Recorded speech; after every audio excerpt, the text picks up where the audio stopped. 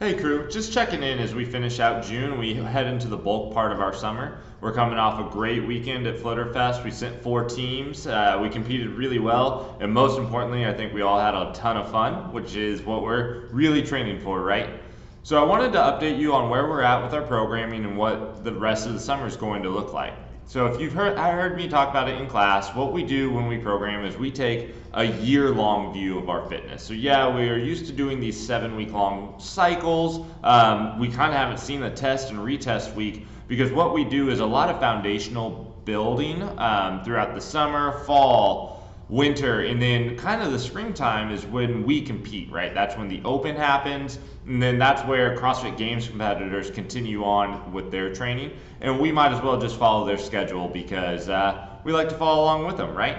So what we're actually coming into is our competition block. So we've competed through February and early spring with the open, but we're continuing to peak as we build throughout what we've done all year long. So you'll notice that we started with a lot of technique skill work with our lifts, like the snatches and the clean and jerks. And then we've done a lot less of high rep lifting. You're kind of seeing some higher percentages, some lower reps, and all of that is very intentional.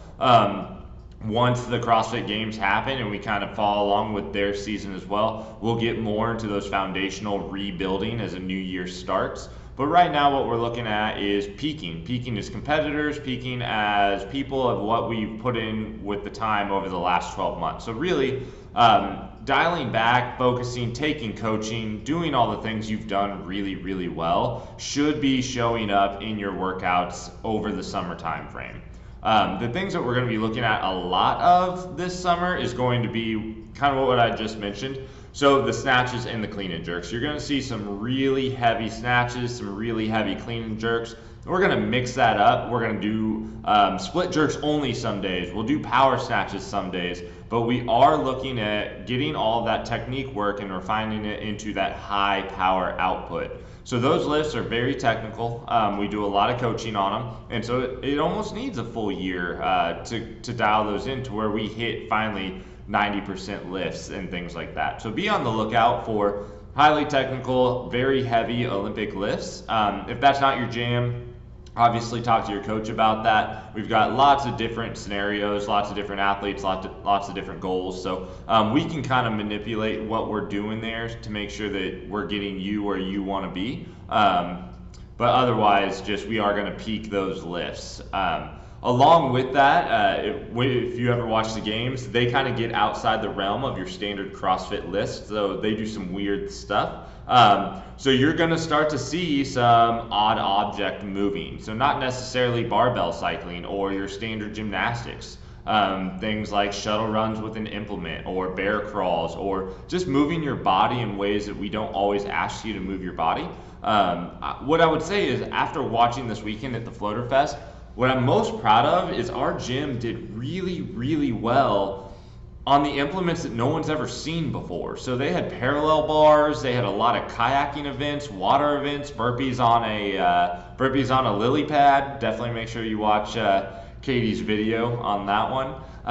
But we went and did really, really well at those events. And that's not to say we didn't do well on the barbell complex or the rowing and the skiing, because we trained those things. But I think I was most proud to see our athleticism really travel outside the gym and perform really well on movements that we haven't done before, that we haven't trained for. So from a coach's perspective, all these things that we do, they're really paying off, and it's fun to watch. It's definitely fun to sit back and kind of see all that hard work pay off.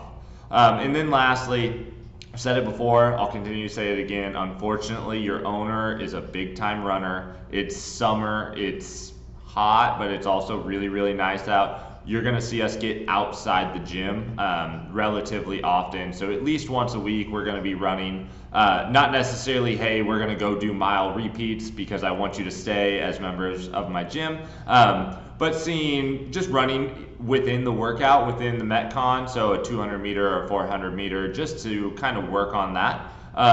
I'll use this as kind of my spot to say, if running's not your jam, come talk to me about it. I love teaching running. I love teaching how to run correctly. I'll say I hate when people say like you can't teach speed or everybody's natural running form is fine. Well, that doesn't make any sense to me. How come every other movement we do has correct movement patterns? So there is ways to run correctly. If your knees hurt, if your ankles hurt, if your lower back gets tight, come chat with me. We can get that figured out together.